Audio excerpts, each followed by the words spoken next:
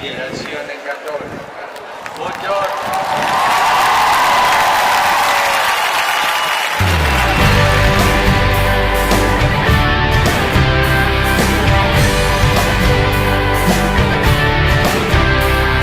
C'è una grande eredità che diventa sfida per chi oggi la raccoglierà. E azione e amore che si muove, così di cuore in cuore, ha cambiato anche una nazione. Mani tese a prendere, pane da raggiungere, dalla storia in poi proseguiamo noi,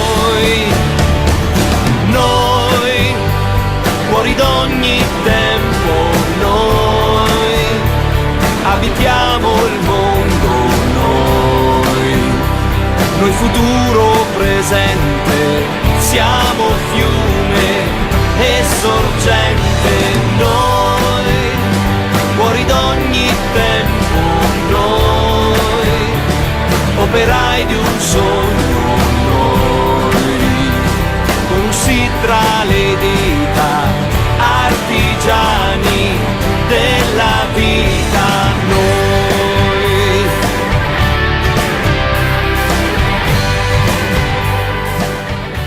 Come è accaduto in questi 150 anni, sentite forte dentro di voi la responsabilità di gettare il seme buono del Vangelo nella vita del mondo attraverso il servizio della carità, l'impegno politico.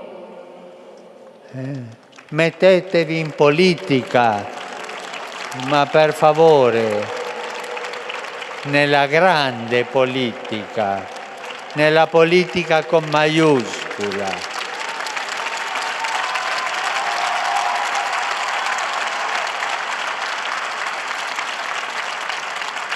Attraverso anche la passione educativa e la partecipazione al confronto culturale.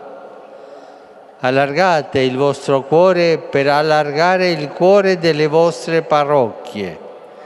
Siate viandanti della fede per incontrare tutti, accogliere tutti, ascoltare tutti, abbracciare tutti. Una forte identità che ogni giorno guida i nostri passi scelti ad ogni età. Strade di oggi come allora, tra polvere e preghiera, per amare ancora senza misura.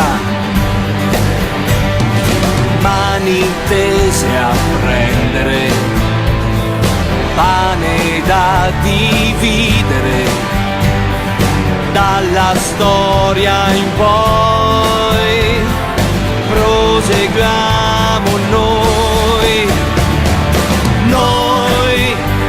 fuori d'ogni tempo noi, abitiamo il mondo noi futuro presente, siamo fiume e sorgente noi, fuori d'ogni tempo noi, operai di un sogno noi, conosci tra le dita, artigiani della vita. Cari ragazzi, giovani e adulti di Azione Cattolica, andate, raggiungete tutte le periferie, andate e là siate Chiesa con la forza dello Spirito Santo.